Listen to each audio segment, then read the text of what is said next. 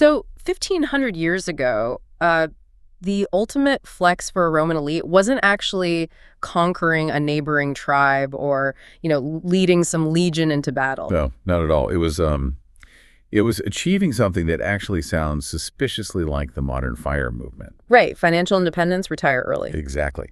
But they were doing it by ruthlessly leveraging mixed-use concrete high-rises, of all things. Which is wild because when you picture the world around 526 CE, so late antiquity, right as the Western Roman Empire is kind of fading out, you probably have this very specific, dirt-smudged image in your head. Yeah, history classes definitely tend to leave us with that mental picture of just, universal grueling physical exertion. It's just constant toil. Right, like everyone is permanently hunched over an anvil or marching through endless mud or just breaking their backs, farming under the Mediterranean sun just to survive the winter. Yeah, that imagery really dominates our understanding of the past. The documentary script we are analyzing today, or this deep dive, completely shatters that myth. Oh, absolutely. Because while the working class was, certainly grinding away, the upper echelons of society were engineering this life of total, uninterrupted leisure, and they weren't doing it by just plundering gold. No, they were doing it through a highly sophisticated,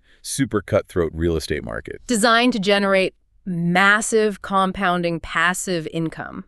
You're listening to a deep dive into the ancient archive blueprints, specifically their discussion series called Deep Dives, Decoding the Pillars of History. And today, we're looking at this massive stack of historical notes, academic papers, and translated primary texts you sent us to build this out.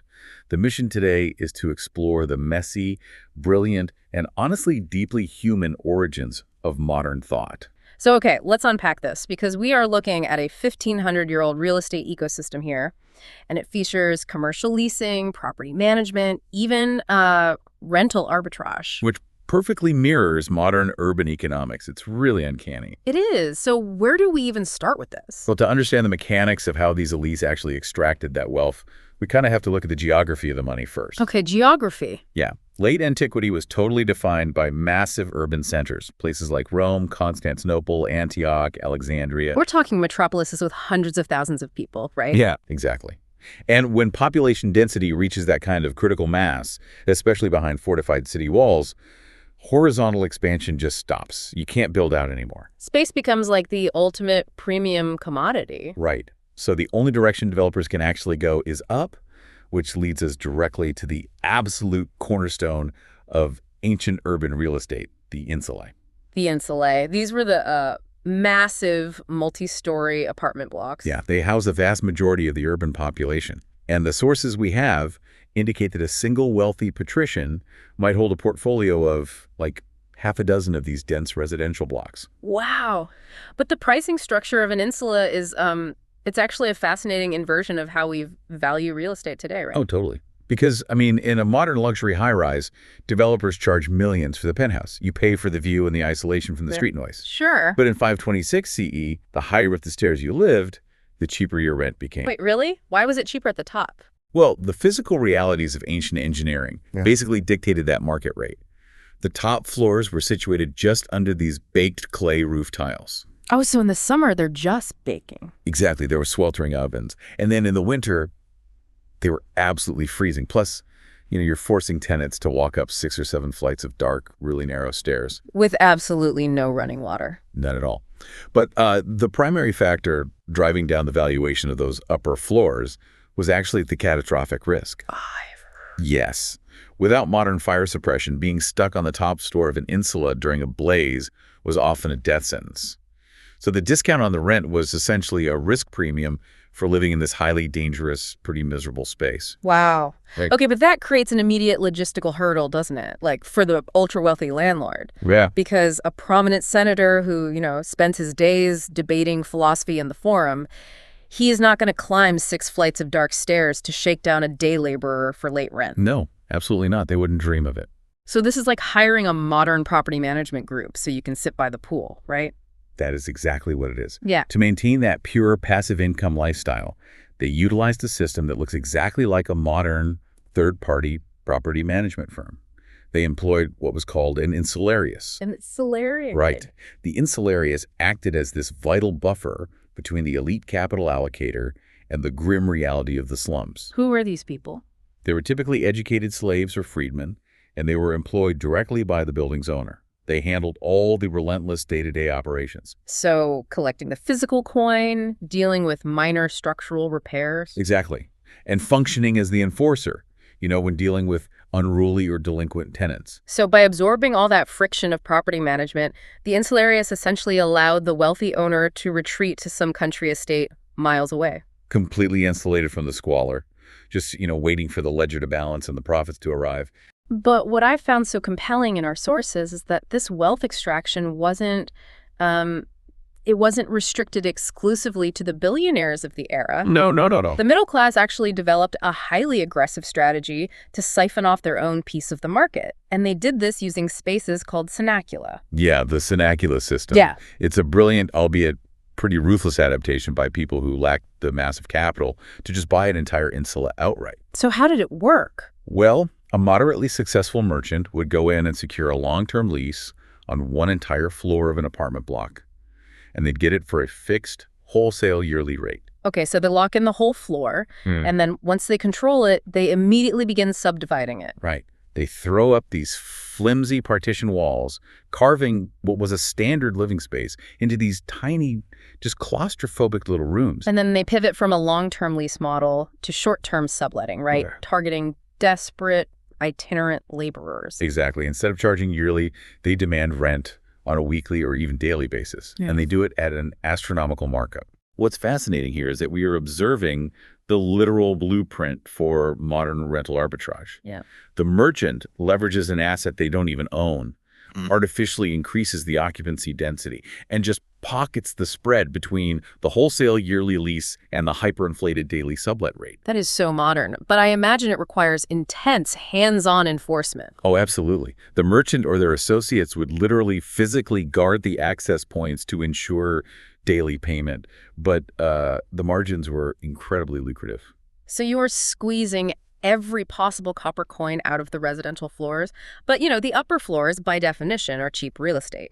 If an ancient developer really wanted to generate the kind of reliable, heavy cash flow that funds a political career or a sprawling villa, they had to monetize the ground floor. They did. The ground floor represents the birth of mixed-use zoning centuries before modern urban planners even codified the concept. So almost every major residential building converted its street-facing footprint into commercial retail spaces. Yes, these were known as cabernet.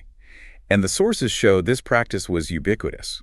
Even for the ultra-rich, right? Yeah, even the domus, which were the sprawling, ultra-luxurious private mansions owned by the most elite aristocratic families, they would have their front walls hollowed out to create street-facing shops. Which is funny because the patrician class might have viewed the merchant class with intense social disdain. Right?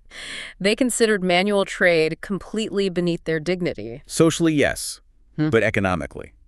They were deeply incentivized to lease them prime real estate. It's exactly like a modern luxury condo building with a Whole Foods or a boutique on the bottom floor. The elites might have looked down on the working class, but they loved cashing their rent checks. The parallels to a modern developer are just impossible to ignore. A contemporary developer builds these multi-million-dollar residences on the upper floors, but they completely rely on the high-end grocery store anchoring the ground floor to subsidize the long-term cash flow of the project. Right. So in the ancient world, landlords leased these tabernae to bakers, cobblers, metalworkers. Yeah, but among all those potential commercial tenants, there was one specific business model that landlords prized above all others. Oh, the thermopolium. Exactly. This is essentially the ancient equivalent of the fast food franchise, right? Yes. The thermopolium was a hot food and drink vendor. And securing one for your ground floor was just the ultimate commercial victory. Landlords would proactively invest capital into the space just to attract them. What kind of capital? They'd build heavy masonry counters and sink these large terracotta jars called dolia directly into the stone to insulate hot stews and wine. So they were delivering a totally turnkey commercial kitchen. Basically, yeah. But the reason this specific business drove such massive rental premiums comes back to the engineering constraints of the insulae above it. Oh, because of the fire risk. Right. We noted that the upper floors were incredibly dangerous. So to mitigate that risk, landlords and city officials strictly prohibited tenants from maintaining open fires in their apartments. Wow, okay. Which means the entire residential population of that building basically has no kitchen. They are physically incapable of cooking their own meals. Exactly. You have engineered a completely captive market.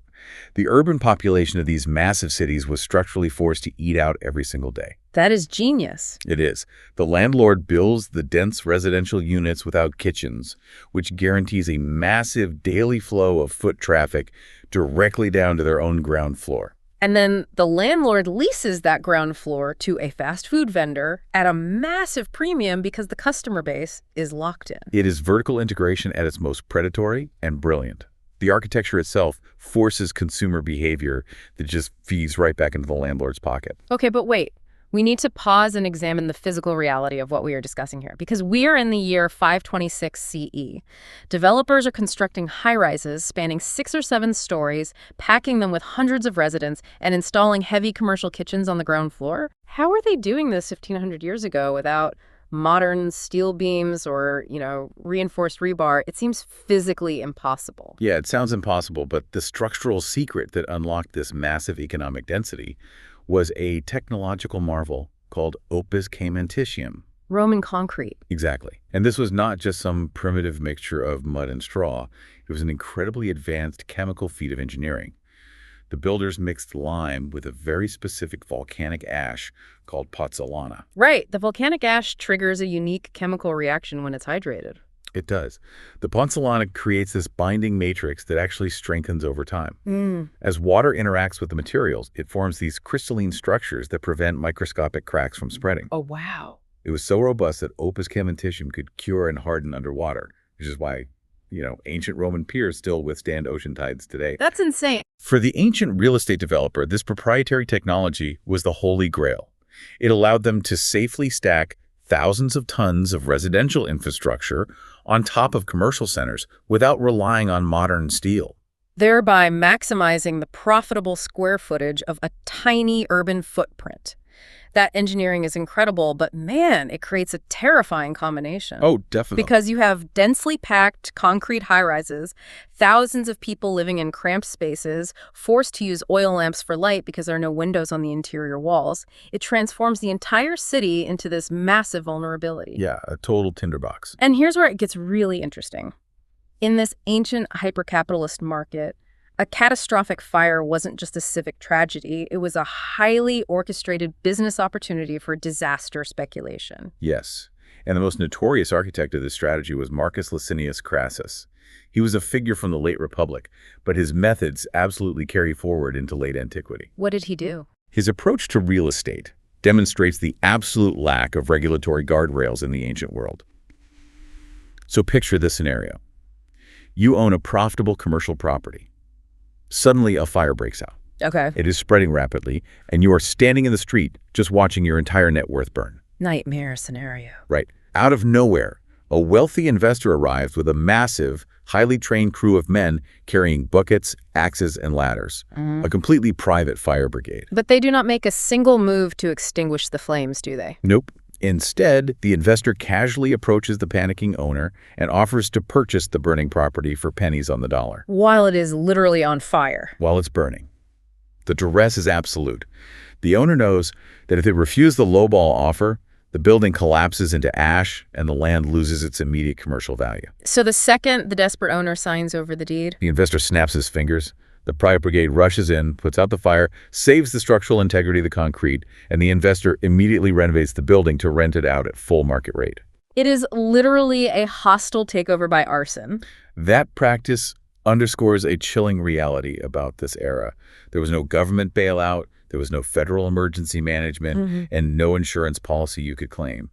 You were entirely exposed to predatory capital. Which naturally leads to the question of tenant protections. I mean, if the market is unregulated enough to allow predatory fire chasing, what tenant protections did regular people have if they just fell behind on rent? Basically none. Like, think about the anxiety of your own rent or mortgage being due on the first of the month. What happens in the ancient world if you miss that date? Well, the system offered zero friction for the landlord and zero grace for the tenant.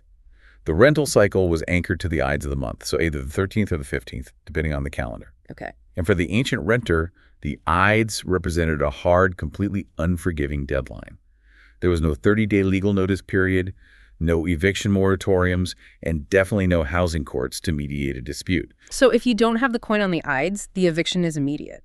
The insularius has the legal authority to physically remove you from the premises that very afternoon. Yes, but the systemic wealth extraction goes much deeper than just losing your apartment. The landlord retained a legal right called the pignus. The pignus, what is that? It allowed them to seize the tenant's personal property to cover the outstanding debt. So the insularius wouldn't just change the locks. They would legally confiscate your furniture, your clothing, and crucially, the tools of your trade. Wow.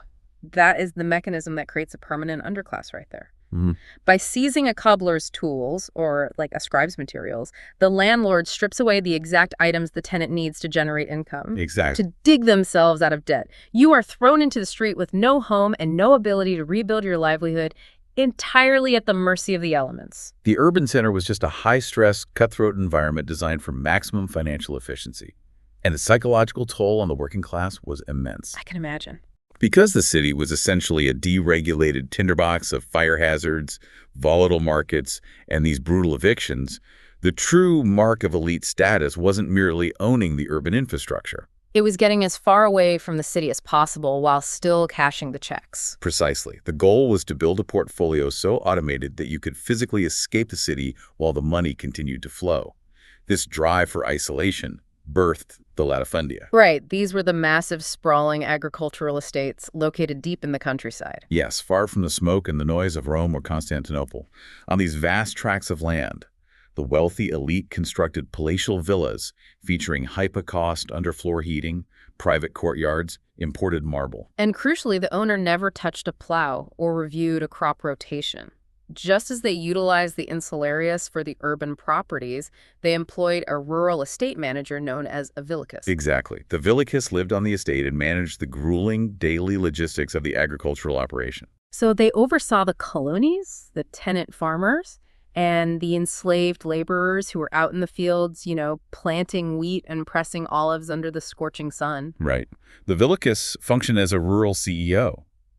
At the end of the harvest season, the estate manager would just present the landlord with a ledger detailing the aggregate yields and the net profits from the grain, wine, and olive oil sales. And the landlord just reviews the spreadsheet and collects the capital. It was a perfectly insulated, hands-off enterprise. Completely automated. But, what blew my mind when reading through these sources is that this obsession with hands-off passive income didn't stop at private housing and farming. So they outsourced urban housing and they outsourced farming. Is there anything they didn't privatize? Well, they actually found a way to privatize essential public utilities, too. Tremendously. Yeah, I'm talking specifically about the balnea. These were mid-sized bathhouses integrated directly into residential neighborhoods. Now, in ancient Roman and Byzantine culture, daily bathing wasn't a luxury, right? It was a fundamental civic and hygienic requirement. Absolutely. It's the equivalent of a modern public park or a community recreation center. People expected access to it. So wealthy investors would purchase the land, finance the complex plumbing and heating construction, and connect the facility to the local aqueduct.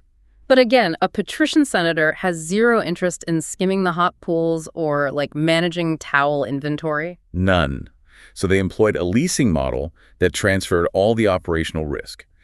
The landlord would lease the fully constructed bathhouse to a professional manager called a conductor. And the conductor pays a massive flat yearly fee for the keys to the building. Exactly. If we connect this to the bigger picture, this is the ultimate commercial real estate play.